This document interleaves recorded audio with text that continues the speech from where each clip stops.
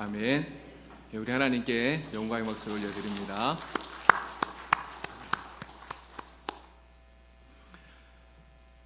지난 2년 동안 이 코로나 때문에 사실 우리 교회들이 굉장히 많은 어려움들을 겪었습니다. 기독교 실천윤리협의회에서 우리 교회에 대한 신뢰도를 조사한 결과가 있는데요. 이 코로나 전에 우리 교회에 대한 신뢰도와 코로나 이후에 세상 사람들이 교회에 대해서 갖고 있는 신뢰도의 차이가 사실 굉장히 많이 떨어졌습니다. 코로나 이전에는 교회에 대한 신뢰도가 32% 이렇게 나왔었는데요. 코로나 이후에 이 신뢰도가 21%가 되었어요. 이게 무려 한 11% 정도 떨어지게 되었다는 것이죠. 코로나 이후에 한국에 있는 우리 한국 교회들, 우리 교회들이 처한 이 위기가 그냥 한마디로 말하면 심각하다 이렇게 말할 수 있는 것입니다.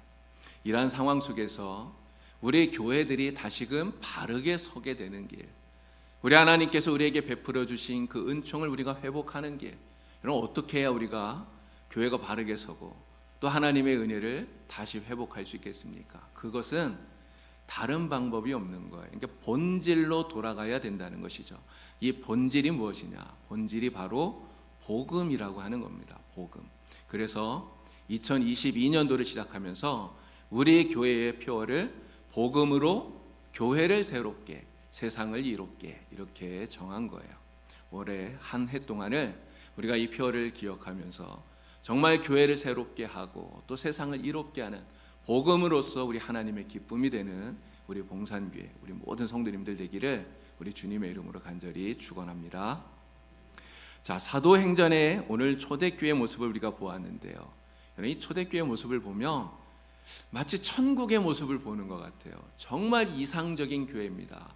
이 세상에 존재했던 그 어떤 교회보다도 가장 아름다운 교회, 가장 행복한 교회, 가장 이상적인 교회. 그래서 모든 교회들의 모범이 되는 교회가 이 사도행전 2장에 나오는 바로 이 초대교회라고 하는 것이죠. 44절부터 46절까지 말씀을 보면요, 이 초대교회가 얼마나 아름다운 교회였는가 하는 것을 우리에게 잘 보여주고 있어요. 44절을 보면 이렇게 이야기합니다. 믿는 사람이 다 함께 있어서 모든 물건을 서로 통용하였다 이렇게 이야기를 해요. 믿는 사람들이 다 함께 있었다 이렇게 이야기하는데, 여러분 이게 무슨 말입니까? 성도들이요, 믿음 안에서 다 같이 한 가족처럼 그렇게 지냈다는 이야기예요. 여러분 가족이 어떻습니까? 가족은 뭐 이렇게 밖에 나가서 다 따로따로 생활하지만 저녁이 되면 같이 모이잖아요. 물론 또 멀리 떨어져 있는 그런 가족들도 있습니다. 그러나 몸은 떨어져 있어도 가족은 이 가족이라고 하는 그 정으로 끈끈하게 묶여 있는 그런 공동체 아닙니까? 그래서 이 가족은 늘 몸은 떨어져 있어도 마음은 같이 하는, 이게 가족이에요. 바로 이 초대교회가 이 한 가족과 같은 공동체였다는 거죠. 이러한 마음으로 함께 하는 교회, 이게 바로 초대교회였다 이렇게 이야기하는 거예요. 45절 말씀을 보니까 또 이런 이야기를 해요. 또 재산과 소유를 팔아서 각 사람의 필요를 따라서 나누어 주었다. 이런 바나바가 밭을 팔아서 교회에 바쳤던 이야기가 이 사도행전에 나옵니다. 그런데 이러한 일들이 사실은 특별한 일이 아니었다는 거예요. 이 초대교회 안에서 정말 이러한 일들이 자주 일어났다고 하는 거예요. 여러분, 이 초대교회 성도들은 어떻게 이러한 일들을 행할 수 있었겠습니까? 자기의 밭을 팔아서, 자신의 재산을 팔아서 다른 사람들에게 아무런 조건 없이 나눠줄 수 있는 이러한 일들, 여러분 이 사람들이 어떻게 이것을 하게 되었을까요? 이유는 다른 사람들을 남이라고 생각하는 게 아니라 가족이라고 생각하기 때문에 이게 가능했던 거예요. 내 가족이라고 생각하니까 정말 사랑하고 그가 어려울 때는 도와주고 보살펴주고 함께 할 수 있는 이러한 모습들이 너무나 자연스럽게 이 초대교회 안에 생겨나게 되었다는 거죠. 또 46절을 보니까 뭐라고 말합니까? 날마다 마음을 같이하여 성전에 모이기를 힘쓰고 또 집에서 떡을 떼며 기쁨과 순전한 마음으로 음식을 먹었다 이야기하고 있어요. 이 초대교회는요, 모이기에 힘쓰는 교회였던 거예요. 모이기에 힘쓰는 교회. 특별히 날마다 모였습니다. 한 마음으로 성전에 모였어요. 여러분, 이 초대교회 성도들이 성전에 모여서 무엇을 했겠습니까? 말씀을 보니까요, 이 사람들이 한 거는 다른 게 아니에요. 말씀을 들었어요. 하나님의 말씀을 배웠습니다. 그리고 기도했고요. 그리고 찬양했고요. 그리고 서로 교제했어요. 이 일에 힘썼다는 거예요. 여러분, 이 초대교회 성도들이 왜 이렇게 성전에 모이는데 힘을 썼을까요? 이유는 그게 재밌기 때문에 그렇게 한 겁니다. 즐겁기 때문에. 모여서 같이 공부하고, 모여서 같이 찬양하고, 모여서 같이 기도하고, 모여서 같이 교제하는, 이게 너무너무 즐겁고 기쁘고, 또 그렇게 하면 행복하니까, 그러니까 자꾸 모이게 된 거죠. 여러분, 모이는 게 재미없으면 그러면 모임이 되겠습니까? 안 되겠죠. 아무리 모이라고 해도 재미가 없으면 모이지 않을 거예요. 그런데 이 초대교회는 그게 너무너무 좋으니까, 너무너무 행복하니까 자꾸 모이고, 그래서 그 모임이 점점 커가는 이러한 교회가 되었다고 하는 것이죠. 여러분, 이 초대교회는요, 정말 너무나 아름답고 행복한 교회예요. 너무나 이상적인 교회예요. 오늘 우리가 꿈꾸고 우리가 바라는 그러한 교회의 모습이 바로 이 초대교회입니다. 저는 우리 봉산교회가 정말 이 초대교회의 이러한 모습들을 배우기를, 우리 초대교회의 이러한 모습을 닮아가는 우리 교회가 되기를 간절히 축원합니다. 우리 교회 안에 정말 이 초대교회가 가지고 있었던 이런 아름다운 모습들, 정말 이 행복한 모습들, 기쁨이 넘쳐나는 이 모습이 우리 교회 안에 넘쳐날 수 있게 되기를 우리 주님의 이름으로 간절히 축원합니다. 자, 그런데 오늘날 교회들을 보면 어떻습니까? 이런 이 초대교회와 같은 모습을 갖지 못한 교회가 세상에는 사실 너무너무 많아요. 이런 심지어 교회가 사회에서 지탄의 대상이 되는 이러한 일들이 얼마나 많습니까? 아까 우리 교회들이, 한국 교회가 세상에서 그 신뢰도가 무려 11%나 코로나 이후에 떨어졌다는 말씀을 드렸잖아요. 근데 이 코로나 사태를 겪으면서 정말 이런 일들이 우리 교회들에게 너무너무 많이 생겨났다고 하는 거예요. 교회가 비난을 받고 욕을 먹고 이러한 일들이 너무나 많다는 것입니다. 여러분, 얼마 전에도 그런 일이 있었잖아요. 오미크론 이 변이가 우리나라에 처음 유입될 때, 여러분 어떤 일이 있었습니까? 그 최초로 유입될 때 인천에 있는 한 모교회 목사 부부가 거짓말을 한 것 때문에요. 여러분, 교회가 얼마나 큰 욕을 먹고 비난을 받고 여러분 그렇게 되었습니까? 나이지리아를 방문하고 돌아왔더니 40대 목사 부부가 역학조사를 하는 그 과정 속에서 공항에서 자택까지 이동하면서 방역 택시를 탔다, 이렇게 거짓말을 했는데 이 거짓말이 들통이 난 거예요. 여러분, 이것 때문에 어떤 일이 벌어졌죠? 결국 그 교회는 폐쇄가 되었고요. 그리고 이렇게 거짓말을 했더니 목사 부부는 경찰에 고발당하고 이런 일들이 벌어졌어요. 그런데 그때 이 사건을 보도했던 그런 기사들을 보니까요, 여러분 그 기사들 밑에 어떤 댓글들이 달렸는지 다 아시지 않습니까? 제가 읽어보니까 이런 댓글들이더라고요. 기독교가 개독교일 수밖에 없는 이유다. 야, 또 기독교냐? 지긋지긋하다. 교인들 정직하지도 않으면서 주제에 목사라고 그러냐? 하나님이 거짓말하라고 시키드냐? 아니, 이 시국의 선교라니 이기적인 종교쟁이들이다. 이러한 댓글들이 무수하게 달렸다는 거예요. 여러분, 이런 댓글을 읽는 것만도 정말 마음이 너무너무 아파요.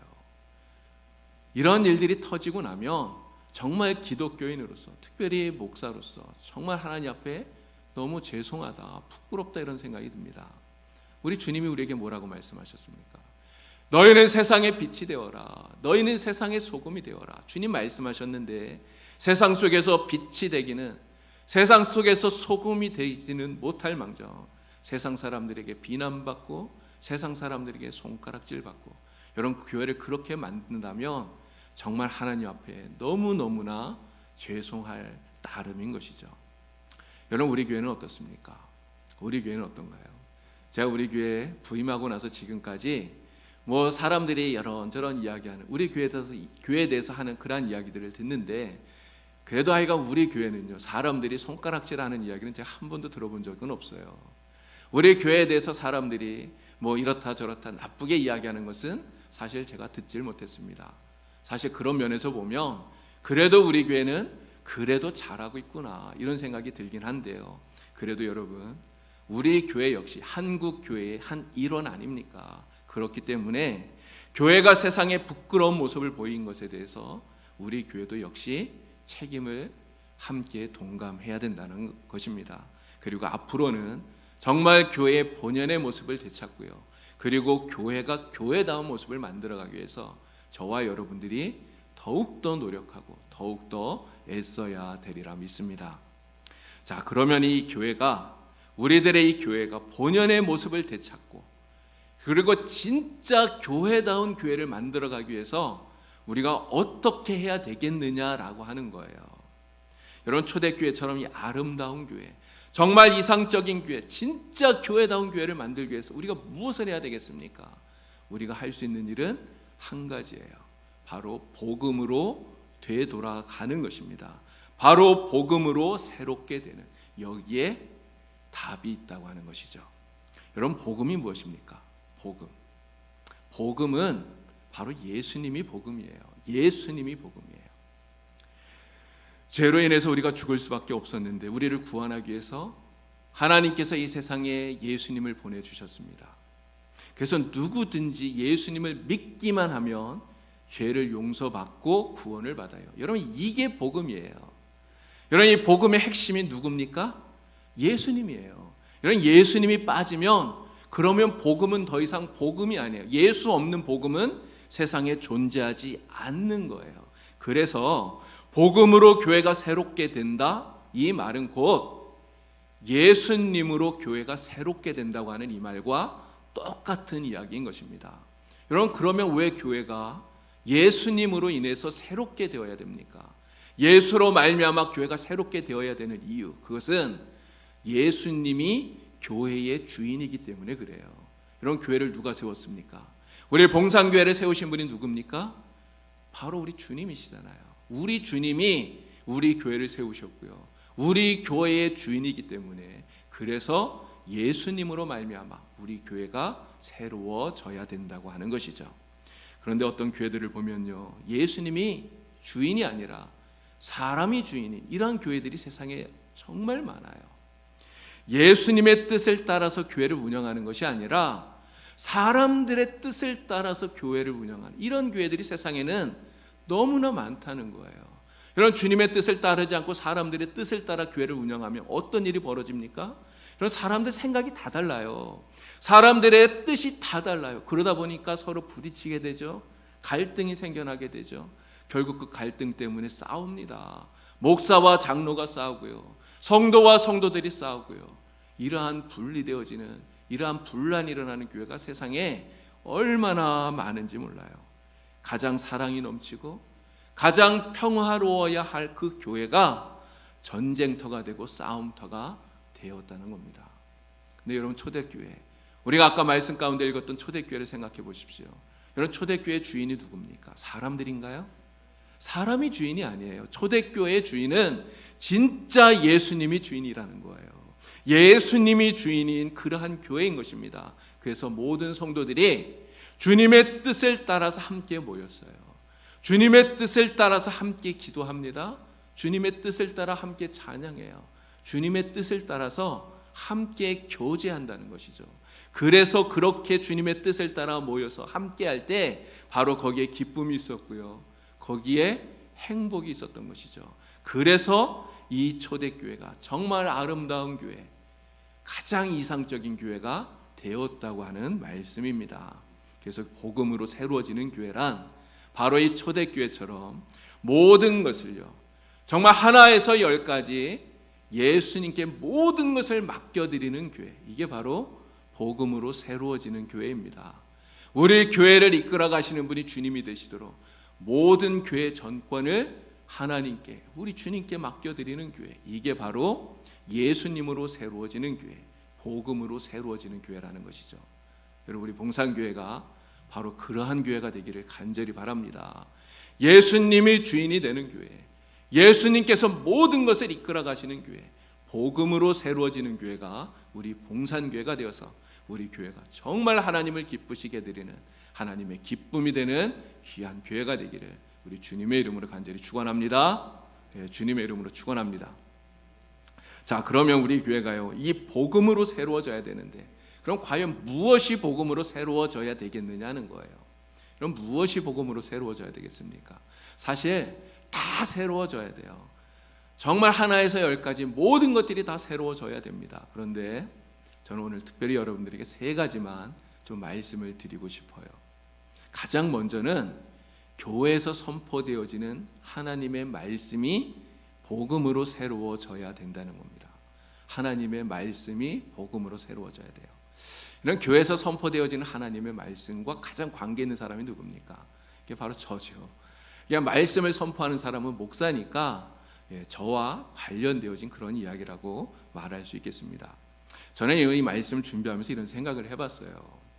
만약에 예수님께서 우리 봉산교회 담임 목사님이라면 예수님은 어떤 말씀을 선포하실까 생각해봤어요.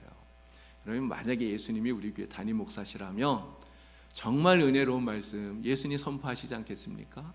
여러분들이 듣고 은혜 받는 그런 말씀들, 정말 여러분들에게 축복의 말씀들, 여러분들이 힘들 때, 어려울 때 위로해주고 격려해주고 용기를 주고 다시금 여러분들을 세워주는 그런 말씀들을 우리 주님께서 하시겠죠. 그러나 늘 그런 말씀만 하실까요? 제가 생각해 보니까 그렇진 않을 것 같아요.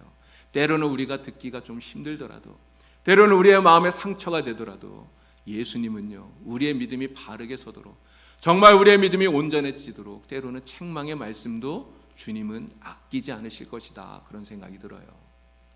여러분, 제가 이렇게 쭉 생각해 봤는데요, 정말 저는 말을 진짜 잘 못하는 것 같아요. 말 주변이 진짜 없다, 이런 생각이 참 많이 듭니다. 제가 저 자신을 잘 압니다. 어떤 목사님들은 설교할 때 진짜 막 배꼽이 떨어질 정도로 재미있게 이렇게 설교하는 분들이 참 많아요. 근데 제가 그런 재주가 없어요. 여러분들을 재미있게 하고 웃기고 막 이런 일들을 잘 못합니다. 그런데 저는 이 말씀을 생각하면서, 이 말씀 준비하면서 정말 그런 생각이 들었어요. 내가 그런 이야기는 잘 못해도 오늘 이 시대 속에서 하나님께서 여러분들에게 주는 하나님의 말씀, 하나님이 오늘 이 시대 가운데 우리에게 주시는 그 하나님의 말씀이 무엇인가를 말씀 가운데서 정말 기도하면서 찾고, 그리고 그 말씀을 그대로 전하는 그런 목사가 돼야 되겠다, 이런 생각을 하게 되었습니다. 진짜 하나님의 말씀이 되도록 제가 전하는 이 말씀이 인간의 말이 아니라 정말 하나님의 말씀이 되도록 저는 최선을 다하겠습니다. 여러분도 저를 위해서 늘 기도하시고요. 제가 전하는 그 이야기들, 이 말씀들을 그냥 사람의 말로 듣지 마시고 하나님께서 오늘 내게 주시는 말씀으로 받으시고 이 말씀 따라 믿음으로 사셔서 날마다 승리하시는 복된 성도님 다 되기를 우리 주님의 이름으로 축원합니다. 자, 우리의 교회에 무엇이 또 복음으로 새로워져야 될까요? 두 번째는 예배예요. 예배. 우리가 드리는 예배가 복음으로, 예수님으로 새로워져야 된다고 하는 것입니다. 여러분, 복음으로 새로워진 예배라는 게 무엇일까요? 복음으로 새로워진 예배는 진짜 하나님께서 예배하는 그 자리에 임재하시고요, 그리고 드리는 그 예배를 진짜 하나님이 받으시는 예배, 이게 복음으로 새로워진 예배인 줄로 믿습니다. 하나님이 이 자리에 임재하셔서 하나님이 우리의 예배를 받으신다면 그 예배가 진짜 복음으로 새로워진, 예수님으로 새로워진 예배인 것이죠. 나의 유익만을 구하는 나 중심의 예배가 아니라 진짜 하나님 중심의 예배, 그래서 하나님을 기쁘시게 하는 예배, 그 예배가 복음으로 새로워진 예배인 줄로 믿습니다. 여러분, 어느 주일 아침에 한 흑인이 백인 교회 앞에서 울고 있었대요. 시간이 늦어서 예배를 드리러 가야 되는데 자기 교회 갈 시간이 안 되니까 그냥 가까이 있는 이 백인 교회에 들어가서 예배를 드리려고 했는데 문제는 못 들어가게 막더라는 거죠. 왜 막았을까요? 흑인이라서요. 백인들이 드리는 교회인데, 예배 드리는 교회인데 흑인이 들어가려니까 못 들어가게 막은 거예요. 그래서 이 사람이 예배를 못 드리고 그냥 교회 앞에서 울고 있었다는 거죠. 그런데 예수님께서 오셔서 이 흑인에게 그렇게 이야기했대요. 야, 울지 마라, 울지 마라. 나도 이 교회 한 번도 못 들어가 봤다. 울지 마라, 이야기하더래요. 여러분, 자기들끼리 모여서 아무리 화려하게 아무리 멋있게 그렇게 예배를 드려도요, 정말 거기에 하나님 계시지 않고요, 그 예배 하나님 받으시지 않으면 여러분, 그런 예배가 무슨 소용이 있습니까? 우리가 아무리 화려하게 하나님 앞에 여기 모여서 예배를 해도 내 예배를 하나님 받으시지 않으면, 내 예배 가운데 하나님 임재하시지 않으면 여러분, 그 예배를 우리가 드린들 무슨 소용이 있는 건가요? 성도들이 많이 모이는 거 중요합니다. 정말 좋은 시설에서 예배하는 거 중요해요. 아름다운 음악으로 주님 예배하는 거 정말 중요합니다. 그러나 그것보다 더 중요한 게 무엇입니까? 우리가 드리는 예배를 하나님이 받으시는, 이게 진짜 중요해요. 여러분이 드리는 예배 하나님 받으시는 줄 믿으십니까? 그러나 아벨과 가인이 예배를 드렸어요. 가인의 예배를 하나님이 거절하셨어요. 하나님 받지 않는 예배가 있다는 거예요.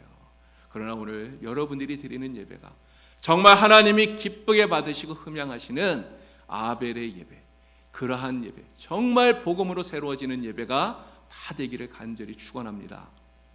여러분, 그렇게 하기 위해서 우리가 어떻게 해야 되겠습니까? 정말 예배 시간마다, 예배 드릴 때마다 우리 하나님만 바라봐야 돼요. 하나님께만 집중해야 돼요. 하나님의 말씀을 전심을 다해서 들어야 됩니다. 하나님께 온전히 나를 드려야 돼요. 그래야 하나님이 우리의 예배를 기쁘게 받으시는 것이죠.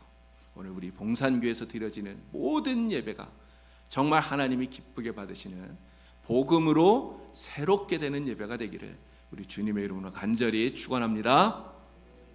자, 마지막 세 번째, 제가 세 가지 말씀드린다고 했죠. 무엇이 복음으로 새로워져야 될까요? 세 번째는 바로 선교입니다. 선교.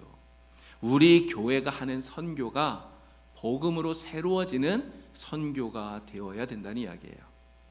어떤 교회 마당에서요, 석유가 발견되었대요. 원전이 발견된 겁니다. 여러분, 이 교회가 갑자기 엄청난 부자가 된 거예요. 야, 이래서 이 교회가 이거 어떻게 해야 될 것인가, 교인들이 모여서 재직회를 했는데 재직 가운데 한 사람이 손을 들고 이렇게 이야기를 했대요.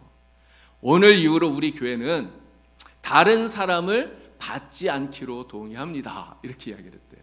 세교인 받지 말자는 거죠. 여러분, 왜 그랬겠습니까? 자기들끼리만 거기서 나온 거 나눠 갖자, 이런 이야기예요. 여러분, 만약에 우리가 정말 우리 자신만 사랑하고요, 우리만 잘 먹고 잘 사는데 관심 가지고 있다면 여러분, 이게 교회일까요? 여러분, 이건 교회가 아니에요.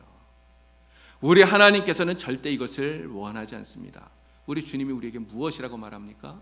너희는 예루살렘과 온 유대와 사마리아와 땅끝까지 이르러서 내 증인이 되어라. 우리 주님이 말씀하셔요. 우리 자신에게만 관심 갖는 것이 아니라 우리의 관심을 교회 밖으로 관심을 가지라는 거예요. 그래서 선교하라, 복음을 전하라, 주님 말씀하시는 것입니다. 여러분, 우리의 교회의 주인이 누구라고요? 예수님 아닙니까? 여러분, 예수님이 우리 교회 주인이신데, 그러면 우리 교회 주인이신 예수님은 선교를 어떻게 하실까요? 한마디로 말하면 힘껏 선교하실 거예요. 정말 힘을 다하여서 힘에 넘치도록 우리 주님은 선교를 하실 겁니다. 고린도후서 8장을 보면 마게도냐 교회가 나와요. 이 마게도냐 교회가 바로 이렇게 힘에 넘치도록 선교하는 교회였다고 하는 것입니다. 고난과 어려움 당하는 그 예루살렘 교회를 위해서 자기들도 힘들고 자기들도 어렵지만, 자기들도 연약하지만, 그러나 어려움 당하는 그 교회를 위해서 힘에 넘치도록 헌금을 하고, 그리고 그들을 도왔던 교회가 바로 이 마게도냐 교회라는 것입니다. 그럼 우리 교회도 지금 여러 가지 선교를 하고 있어요. 해외 선교도 하고요, 국내 선교도 하고요, 또 학원 선교도 하고 다 합니다. 그러나 이 정도면 우리는 충분하다, 우리는 할 만큼 한다, 여러분, 이렇게 우리가 말할 수 없어요. 이렇게 생각하면 안 된다는 거예요. 여러분, 어떤 교회가 부흥할까요? 선교하는 교회가 부흥하는 것입니다. 어떤 교회가 복을 받을까요? 바로 선교하는 교회가 하나님의 복을 풍성히 받는 줄로 믿습니다. 여러분, 우리 교회가요, 지금 작은 사랑 실천 또 선교를 위해서 작정하고 그리고 헌금을 드리고 있잖아요. 지금 2022년 시작하고 지금 몇 주째 계속 광고도 나가고 여러분들에게 말씀을 드리고 있습니다. 오늘 주보에도 또 광고가 나갔어요. 여러분 혹시 여러분들 가운데 이 선교와 작은 사랑 실천에 동참하지 않으신 분이 혹시 계신가요? 여러분 액수는 중요하지 않아요. 얼마를 드리느냐는 사실 중요하지 않습니다. 여러분 1,000원을 드리든 2,000원을 드리든 여러분 액수가 중요한 것이 아니라 진짜 중요한 건 무엇입니까? 빠지지 않는 거예요. 다 같이 함께 동참해서 선교를 위해서 내 마음을 드리고 정성을 드리고 기도하는 이것이 중요한 것입니다. 여러분 모두 다 우리 교회에서 하고 있는 이 선교와 작은 사랑 실천 이 운동에 한 분도 빠지지 마시고 다 동참할 수 있기를 우리 주님의 이름으로 간절히 축원을 드립니다. 또 여러분들 가정에 아마 선교사님을 정하셔서 가정에서 개별적으로 이렇게 후원하고 계시는 그러한 가정들도 계신 걸로 알고 있습니다. 여러분 정말 귀한 일 아닙니까? 올해는요 정말 여러분들 가정들마다 선교사님을 한 분씩 정하시고요. 그리고 그 선교사님을 위해서 기도하시고 그리고 여러분들이 할 수 있는 만큼 정말 힘껏 후원하는 그러한 한 해가 될 수 있기를 우리 주님의 이름으로 간절히 축원합니다. 정말 주님이 원하시는 것이 바로 그거예요. 바로 이렇게 하는 것이 복음으로 선교를 새롭게 하는 것인 줄로 믿습니다. 여러분 우리 교회가 이렇게 복음으로 새롭게 되는 교회가 되기를 간절히 축원합니다. 예수님이 진짜 우리 교회의 주인이 되셔서 말씀이 새로워지고요. 예배가 새롭게 되고요. 선교가 새롭게 되는 이러한 놀라운 역사가 2022년 올 한 해 동안 우리 교회에 이루어지기를 우리 주님의 이름으로 간절히 축원합니다. 여러분 우리 교회가 이렇게 복음으로 새롭게 된 교회가 되면요. 당연히 사람들에게 칭찬받는 거예요. 초대교회가 그러지 않았습니까? 그 교회가 주님이 주인이 되어서 정말 말씀으로 복음으로 바르게 서니 예루살렘 교회가 많은 사람들에게 칭송을 받았다는 것이죠. 우리 교회가 복음으로 새롭게 되면 이 영주 지역에서 많은 사람들에게 칭찬받는 교회가 될 줄로 믿습니다. 여러분 그런 교회가 또 부흥하는 거예요. 이 초대교회가 그렇게 되니까 칭찬받는 교회가 되니까 날마다 구원받는 사람들이 늘어났다고 성경이 이야기하잖아요. 오늘 우리 교회가 이 영주 지역에서 칭찬받는 교회가 되고 정말 복음으로 새롭게 되는 교회가 되면 하나님께서 우리 교회에 은혜를 주시고 복을 주셔서 우리 봉산교회가 정말 성장하는 교회, 든든히 세워지는 교회, 온전히 부흥되어지는 교회가 되리라 믿습니다.